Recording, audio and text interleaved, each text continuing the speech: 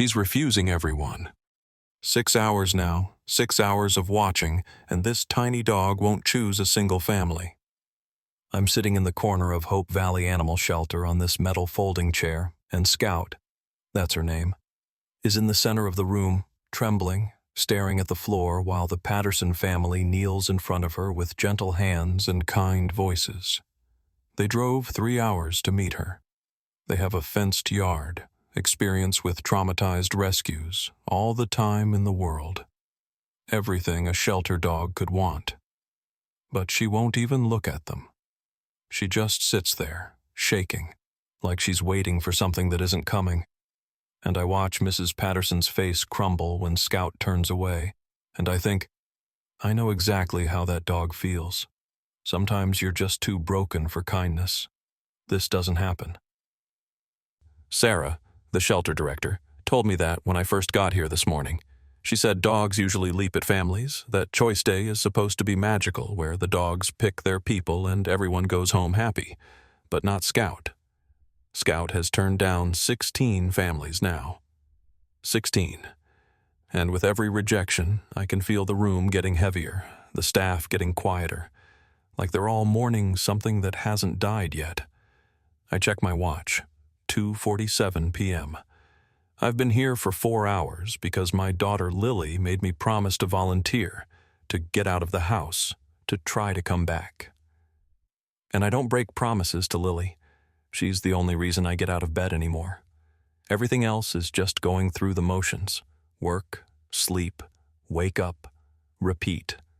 But here, watching this small brown dog refuse happiness over and over, I realize I'm not just watching her. I'm watching myself. Sarah walks over to me, her clipboard hanging loose in her hand like she's forgotten she's holding it. "I've never seen anything like this," she says, and her voice is tired, breaking at the edges. "Dogs don't turn down love. They don't refuse families. But Scout..." She trails off, watching as the Patterson family stands, defeated, and quietly gathers their things. It's like she's terrified of hope itself. I don't say anything. Haven't trusted myself to speak much since Emma's funeral 8 months ago. Words feel dangerous, like they might crack open the numbness that's been keeping me functional. But Sarah's right. Scout isn't just scared. She's searching. Every time a family approaches, she looks at their faces, really studies them, like she's trying to find something specific written there. And when she doesn't find it, she walks away.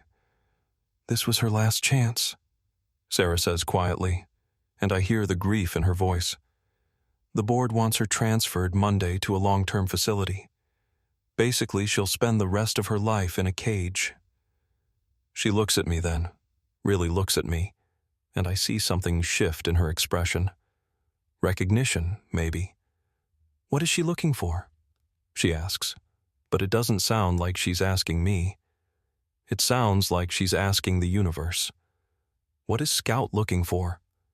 And why does watching this small, scared animal refuse happiness feel like watching myself in a mirror? Around us, the shelter is emptying out. Other families have come and gone, happy, with dogs pulling on leashes toward freedom. But Scout stays where she is, in the center of the room, and I stay where I am, in my corner. Both of us just existing. Both of us too broken to reach for the good things people keep offering. I shift in my chair, and the metal scrapes against the concrete. Scout's ears flick toward the sound, but she doesn't look at me. She never looks at me. I'm background noise to her, just like I've been background noise to my own life for 8 months. Ever since Emma died and left me with Lily and a house that's too quiet and a guilt I can't shake. Sarah told me Scout's story earlier, between families 4 and 5. How she was rescued from a hoarding house with 47 dogs, all of them neglected, all of them broken. How Scout's mother died in the shelter 2 weeks after rescue, and Scout wouldn't eat for 5 days. How she's been here for 14 months now, longer than any other dog in recent memory. She's not aggressive. Sarah said. She's not even fearful, really. She's just waiting, like she knows something we don't. I watch another family approach. Number 17, a young couple, early 30s, holding hands. The woman has tears already forming in her eyes because she's heard about Scout, about how she won't choose anyone, and she wants to be the exception. They kneel down slowly, carefully, giving Scout space. The man extends his hand, palm up, patient. Scout sniffs the air, takes one step forward. My chest tightens. Maybe this is it. Maybe she'll finally. But then Scout looks at the man's face, holds his gaze for 3 long seconds, and walks away. Back to her corner. Back to waiting. The woman starts crying. The man puts his arm around her. They leave quietly. And Sarah makes a note on her clipboard with shaking hands. I realize my hands are shaking too. I pull out my phone to check Lily's texts. "How's it going? Are you okay? Dad, please text me back." I type, "Still here. I'm fine." But I'm not fine. I haven't been fine since the morning I found Emma's side of the bed cold and realized she'd gone to the hospital alone because I was too scared to wake up and face what was coming. Since the morning I chose work over being there when she needed me most. Since the morning I learned what it feels like to fail someone you love. I look at Scout again, really look at her, and I understand something I didn't before. She's not rejecting these families because they're wrong. She's rejecting them because she's not ready to trust that anything good will stay. Because she learned the same lesson I did. Sometimes the things you love disappear, and you're left with nothing but the guilt of not being enough to make them stay. My phone buzzes again. Lily. "Dad, seriously." I text back, 2 more hours, I promised. But something's different now. I'm not watching the clock anymore, counting down until I can leave. I'm watching Scout. And for the first time in 8 months, I feel something that isn't numbness or pain. I'm rooting for her. Silently, desperately, I want this small broken dog to find someone, to choose someone, to prove that maybe, just maybe, second chances are real. Sarah sits down in the chair next to mine. She doesn't say anything for a long time, just watches Scout in her corner, and I watch too. The shelter is almost empty now. The afternoon light coming through the windows is thin and gray. January cold seeps through the concrete floor. "You know what I think?" Sarah says finally, her voice barely above a whisper. "I think Scout's not looking for someone who's perfect. I think she's waiting for someone who understands what it feels like to lose everything and still have to wake up the next day." I feel those words land in my chest like stones. "Maybe," Sarah continues, still not looking at me. "She's waiting for someone who knows that healing isn't about being fixed. It's about being seen." I don't respond because I can't. My throat has closed up, but I keep watching Scout, and she keeps waiting, and somewhere in this quiet, heartbroken room, something is about to break open. Because there's one more family coming, one more chance, and after that, Scout's story here ends. After that, she goes to a facility where dogs go to be forgotten. After that, she stops waiting. My hands are still shaking. I put my phone away, and I realize that for the first time since Emma died, I'm not thinking about leaving. I'm thinking about staying. I'm thinking about what happens next. I'm thinking that maybe I came here today for a reason that has nothing to do with keeping a promise to my daughter. Maybe I came here because, somewhere deep down, underneath 8 months of grief and guilt and numbness, a part of me is still waiting too. Waiting to be chosen. Waiting to believe that broken things can be loved. Waiting to learn what Scout already knows. That sometimes refusing to settle for less than what you need isn't stubbornness. It's survival. 8 months ago, I sat next to Emma's hospital bed and watched her breathe. That's all I did for 3 days. Just watched her chest rise and fall, like if I paid close enough attention, I could keep the rhythm going forever. Her hand was cold in mine, so cold that I kept checking the thermostat, kept asking the nurses if they could bring more blankets, kept doing anything except accepting what was happening. On the 3rd day, she opened her eyes and looked at me with that look she always gave me when I was being stubborn about something obvious. "James," she whispered, and her voice sounded like paper. "You have to promise me something." I would have promised her anything. I would have promised her the moon. "Take care of Lily," she said, "and keep living, not just surviving, actually living." I promised. I held her hand tighter and I promised, and I meant it when I said it. I meant it with everything I had. She died 6 hours later. I was there. I didn't leave. But it didn't matter, because she still left me. After the funeral, I stopped keeping promises to myself. I'd wake up and think, today I'll clean out the garage. Today I'll call my sister back. Today I'll start running again like I used to. But then I'd see Emma's coffee mug still sitting on the counter where I left it that last morning, and I'd forget what I was supposed to be doing. The house got quieter and quieter until the silence felt like another person living there, pressing down on everything. Lily tried. God, she tried so hard. She'd make my breakfast, remind me to eat, sit with me even when I had nothing to say. Somewhere in those first few months, we switched roles. She became the parent. I became the ghost. She was 17 years old and she was taking care of me, and I hated myself for it, but I couldn't figure out how to stop.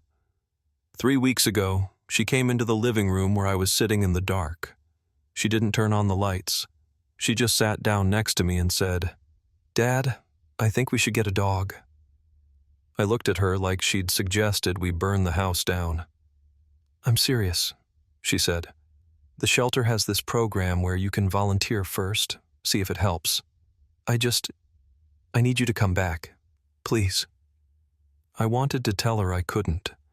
That loving something again felt impossible, that I didn't have anything left to give, that every time I thought about opening my heart to anything, even a dog, I felt like I was betraying Emma's memory. That I was terrified if I let myself care about something again, loss would finish whatever was left of me. But Lily was looking at me the way Emma used to look at me when I was being stubborn about something obvious. So I promised. Sarah found me in the parking lot that first morning I showed up.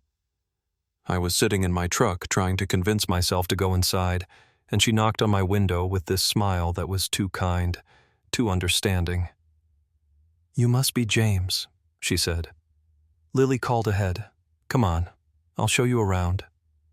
She walked me through the kennels, explained how Choice Day works, how once a month they bring in pre-approved families and let the dogs choose instead of being chosen. "It sounds backwards," she said, "but it works. Dogs know who they need. They can sense it somehow." Then she stopped in front of a small kennel in the corner. Inside was a tiny brown chihuahua, maybe 8 pounds, pressed against the back wall like she was trying to disappear into the concrete. "This is Scout," Sarah said, and something in her voice changed, became quieter, sadder. "She came to us 14 months ago from a hoarding situation. 47 dogs in a 2-bedroom house, all of them neglected, most of them sick. Scout was 8 months old. I watched the dog tremble in the corner. She wouldn't look at us. Her mother was one of the dogs we pulled from that house," Sarah continued. "Big sweet lab mix who was so malnourished she could barely stand.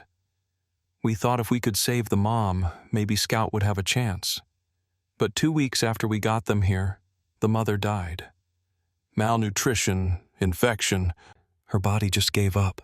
And Scout?" Sarah's voice cracked slightly. "Scout wouldn't eat for 5 days. Just sat in the kennel, staring at the door like she was waiting for her mom to come back." I felt something twist in my chest, but I didn't say anything. She's been here longer than any dog we've currently got, Sarah said. 14 months. We've tried everything. Foster programs, social media campaigns, special adoption events. A few families have been interested, but Scout won't engage. She just shuts down. Sarah looked at me then, and I saw the weight she was carrying. Today's her last chance. The board voted. If she doesn't choose a family today, she gets transferred Monday to a long-term sanctuary facility upstate. Basically a cage for the rest of her life. I stared at Scout, and Scout stared at nothing. And I thought, I know exactly what you're doing. You're waiting for something that isn't coming back. You're stuck in the moment you lost everything, and you can't move forward because moving forward means accepting it's really gone. I didn't say any of this out loud, but I think Sarah heard it anyway. The first family arrives at 9:30. The Hendersons, mid-40s, 2 teenage boys, a golden retriever already at home. They kneel on the floor and speak in soft voices, and Scout walks over slowly, cautiously. She sniffs Mrs. Henderson's hand, looks up at her face for what feels like forever, then turns and walks back to her corner. The family exchanges confused glances. Sarah makes a note on her clipboard. Family 2 comes at 10. Retired couple, early 60s, all the time in the world. They bring a blanket that smells like lavender and sit on the floor instead of kneeling, trying to seem less intimidating. Scout approaches, sniffs the blanket, looks at the man's face, studies the woman's eyes, then walks away. The woman's smile falters. "Did we do something wrong?" she asks. Sarah shakes her head but doesn't have an answer. By family 3, young woman, late 20s, first-time dog owner, but she's done all her research, has photos of her apartment on her phone showing the dog bed she already bought. I realize I've stopped checking my watch. I'm watching Scout instead, really watching. And I see something I didn't notice before. She's not running from these people. She's investigating them. Like she's looking for something specific in their faces, some sign or signal only she can recognize. Family 4 is a school teacher with experience fostering traumatized animals. She moves slowly, speaks quietly, gives Scout all the space she needs.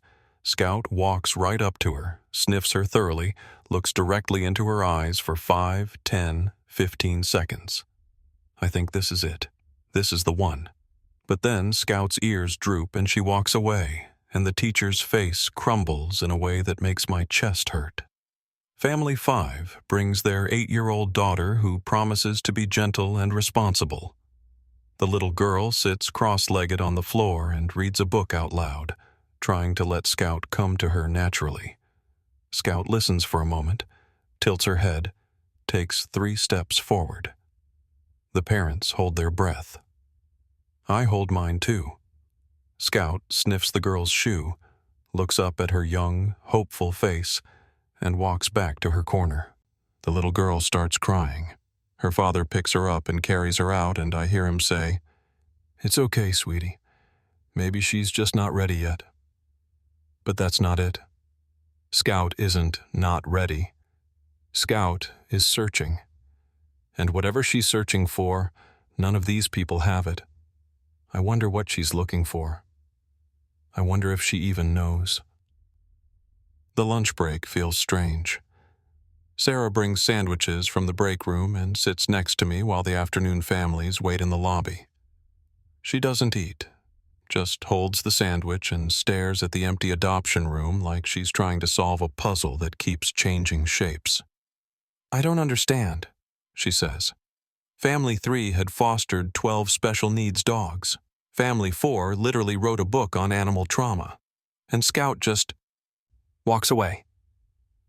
I take a bite of my sandwich because Lily made me promise to eat today. It tastes like cardboard. Maybe she's not ready for happy, I hear myself say. The words surprise me. I haven't spoken more than a few sentences all morning. Sarah turns to look at me, really look at me, and I see something shift in her expression. Recognition. Understanding. Or maybe, she says slowly, She's waiting for someone who understands sad. I don't respond. Can't respond. Because that sentence just reached into my chest and grabbed something I've been trying to keep buried. The afternoon families start at 1 o'clock. Family 6 is a veterinarian and her husband. They have medical training, patience, resources. Scout approaches them like she's approached everyone else, methodical, searching. She looks the vet in the eyes, and I swear she's reading something there, some message written in a language only dogs can see. Then she walks away. The vet looks devastated. Family 7, Family 8, Family 9. All kind. All prepared. All wrong somehow. Between families 9 and 10, while Sarah is updating the board members on the phone, I close my eyes and see Emma's hospital room, 3 days before she died, when she still had enough energy to be angry with me. "James," she said, gripping my hand hard enough to hurt, "promise me something else. Don't let grief make you small. Don't let it turn you into half a person." I promised that too. Another promise I broke. Family 10 arrives at 2:15. Young couple, recently married, no kids yet, want to start their family with a rescue dog. They're so earnest it hurts to watch. Scout does her investigation. Sniff, study, stare. The woman has tears in her eyes before Scout even makes her decision, and when Scout walks away, the woman whispers, "I'm sorry," like she's the one who failed. Sarah marks another rejection on her clipboard. Her hand is shaking. I realize mine is too. Something has shifted in me since lunch, since Sarah said that thing about understanding sad. I'm not just watching Scout anymore. I'm seeing her. And she's not broken or defective or unadoptable. She's just waiting for someone who knows what she knows. That sometimes surviving means refusing to settle for anything less than the truth. Family 11 brings homemade dog treats. Family 12 has a ranch with 40 acres. Family 13 is a single dad whose daughter just went to college and he's lonely. Family 14 works from home and can give Scout constant attention. Family 15 is a grief counselor who specializes in animal-assisted therapy. Scout rejects them all. By 2:30, I can see Sarah's staff starting to break. The young woman who works intake is crying in the hallway. The kennel manager keeps walking outside for air. Sarah herself looks like she's aged 5 years in 6 hours. She's not making notes on her clipboard anymore. She's just standing there watching Scout return to her corner again and again, and the hope is draining out of the room like water through a crack. My phone buzzes. "Lily, how's it going? Are you okay?" I stare at the text. Look at the timestamp. It's 2:34 p.m. I've been here for 4 hours and 20 minutes, and I haven't thought about leaving once. Haven't counted down the minutes. Haven't made excuses to check my watch and calculate how much longer I have to stay. I've been watching Scout, rooting for her, actually wanting, for her to find someone. I text back, "Still here, watching something important." Lily responds immediately, "Dad, are you serious right now? You're okay?" I look at Scout, sitting in her corner with her whole body trembling, and I type, "I don't know yet." Because something is happening to me that I didn't expect. Somewhere between Family 5 and Family 15, between Sarah's comment about understanding sad and watching this small dog refuse to give up on whatever she's searching for, I started feeling something. Not numbness. Not the underwater heaviness that's been pressing down on me for 8 months. Something else. Hope, maybe. Or fear. Or both twisted together so tightly I can't tell them apart. I'm rooting for Scout the way I haven't rooted for anything since Emma died. I want her to find her person. I need her to find her person. Because if she can't, if she's really too broken, if there's really no one out there who can reach her, then what does that say about me? A staff member walks past me with red eyes. Sarah is on the phone with the board, and I hear her say, "One more family. That's all we have left." One more family. One more chance. And I realize my hands are gripping the sides of my chair so hard my knuckles have turned white. The Patterson family arrives at 2:45, 15 minutes late because of traffic from upstate. Mr. Patterson apologizes 3 times before he even sits down. They're in their 50s, both of them moving with the careful slowness of people who've worked with broken things before. Sarah told me earlier they've adopted 6 special needs dogs over the past 12 years. 2 were blind. 1 had 3 legs. All of them lived long, happy lives. If anyone can reach Scout, it's them. Mrs. Patterson kneels on the floor and doesn't say anything at first, just waits. Her husband sits cross-legged beside her, hands relaxed in his lap. They're not trying too hard, not performing. They're just there, present, patient. Scout watches them from her corner for a full minute before moving. Then she stands and I feel my whole body tense. She walks toward them slowly, each step deliberate, and I realize I'm holding my breath. Sarah is holding her breath. Even the staff members who were crying earlier have gone completely still. Scout reaches Mrs. Patterson and sniffs her hand, then her knee. Then she sits down directly in front of her and looks up at her face. Really looks. Their eyes lock, and the moment stretches so long I start counting seconds in my head. 5, 10, 15, 20. This is it. This has to be it. Mrs. Patterson's eyes are gentle, understanding. She doesn't reach out, doesn't try to touch Scout, just lets herself be seen, be studied, be measured against whatever Scout is looking for. 30 seconds. 35. Scout's ears droop, and then she stands, turns, and walks back to her corner. I feel something crack in my chest. Not break. It's already broken. This is something else. This is watching hope die in real time, watching this small dog reject the last chance she's going to get. And understanding exactly why she's doing it, because I've been doing the same thing for 8 months. Mrs. Patterson's face crumbles. Mr. Patterson puts his arm around her. "I'm sorry," she whispers to Sarah. I really thought... Sarah can't speak, just shakes her head. The Pattersons leave quietly, and the room feels like a tomb. Sarah walks to the center of the room, looks at Scout, and says the words everyone has been dreading. "She'll be transferred Monday morning, first thing." Scout sits in her corner, trembling, and I realize I'm crying. I stand up because I can't watch anymore. Can't sit in this room and witness this small dog's last moments of hope before she's shipped off to spend the rest of her life in a cage. My keys are in my pocket and my truck is in the parking lot, and Lily is waiting at home for me to tell her how it went, and I've kept my promise. I stayed. I volunteered. I did what she asked. I take 3 steps toward the door, and then I hear it. The soft click of claws on concrete. Fast, purposeful. I turn around and Scout is moving. Not toward her corner, not away from the room. Toward me. She's walking directly toward me, and her eyes, those brown eyes that have been staring at the floor all day, are locked on my face. Everyone freezes.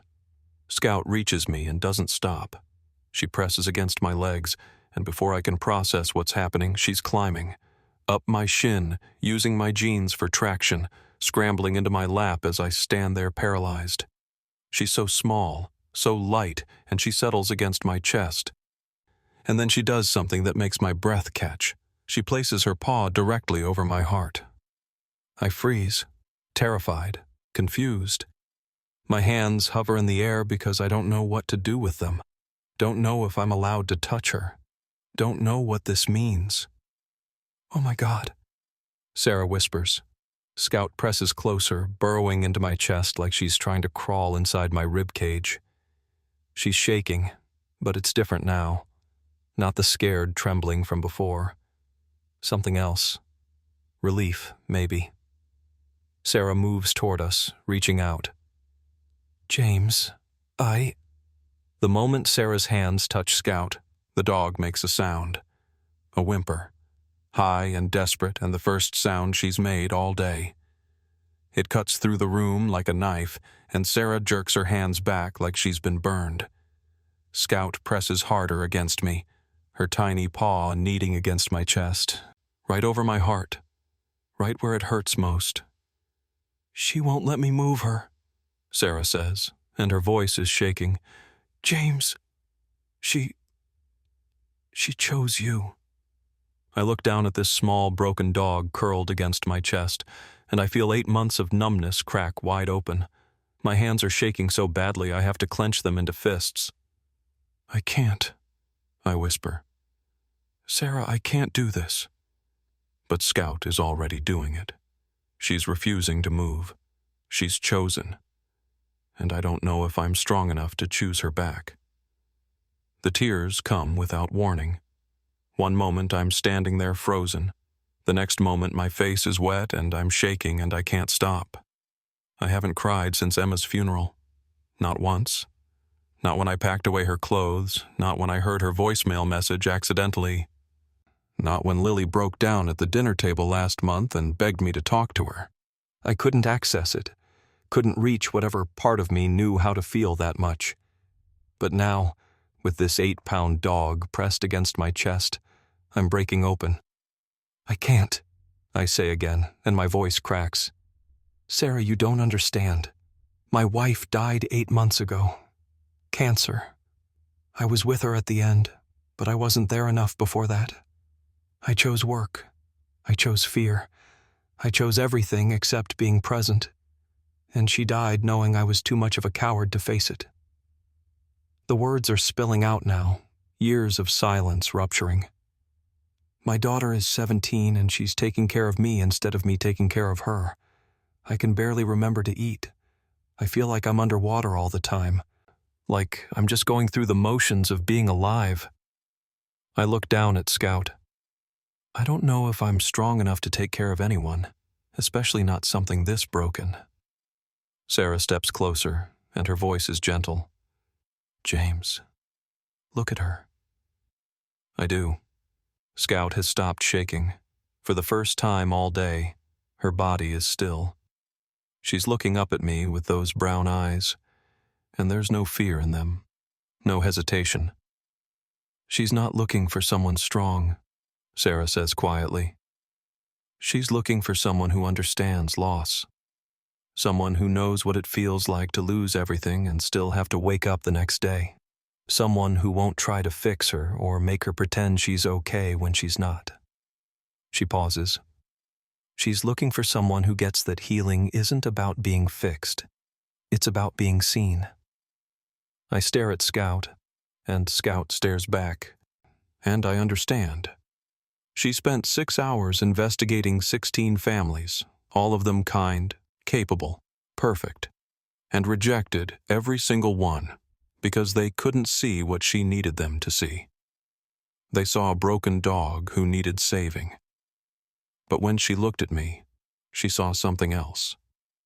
She saw someone who understood. Someone who knew that sometimes the deepest pain isn't visible.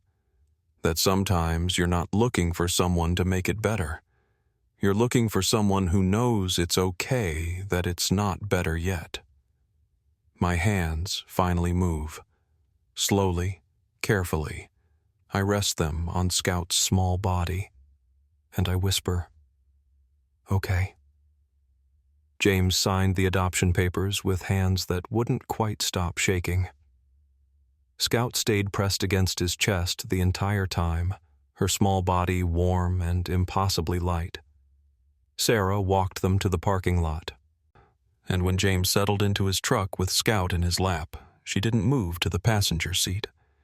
She stayed exactly where she was, her paw resting over his heart. He sat there for a long moment, engine off, just breathing. Then he pulled out his phone and called Lily. Dad? Her voice was careful, hopeful. Are you okay? I have a surprise, he said, and his voice cracked on the word. Can you be home in 20 minutes? I'm already here. I've been waiting. Dad, what? Just trust me. He looked down at Scout, whose dark eyes watched him with an understanding that shouldn't have been possible. I'll be home soon. The drive took 15 minutes, but James talked the whole way. He told Scout about Emma, about her laugh, about the way she'd wanted a dog for years, but they'd always been too busy. He told her about the fear that lived in his chest now, the terror of loving something again when loss had already taken so much. Scout listened, her breathing steady against his ribs, and somehow that made the words easier. When he pulled into the driveway, his own laughter startled him. It was Scout's tongue on his chin, rough and sudden and utterly unexpected. The sound that came out of him was rusty, half sob, but it was real. He'd forgotten what his own laughter sounded like. Lily opened the door before he could knock. She looked at Scout, then at her father's face, really looked at him, seeing something there she hadn't seen in 8 months, and her composure shattered. She was crying and laughing and pulling him into a hug, careful not to crush the small dog between them. Inside, James went to the hall closet and pulled out Emma's favorite blanket, the blue one she'd wrapped herself in during those final weeks. He spread it on the floor near the couch, his throat tight. Scout sniffed it once, twice, then circled 3 times and curled into a perfect ball. James sat beside her on the floor, one hand resting on her small back. We're both pretty broken, he whispered, stroking her soft fur. But maybe that's exactly why we can help each other heal. Scout sighed, a sound of complete trust, and closed her eyes. For the first time in 8 months, James felt something that wasn't numbness or pain. He felt the fragile, terrifying weight of hope. I'm so glad you stayed with me until the end. If this story caught your interest, just wait until you see the next one. It's truly mind-blowing. Click the image on your screen right now to check it out, and I'll see you over there.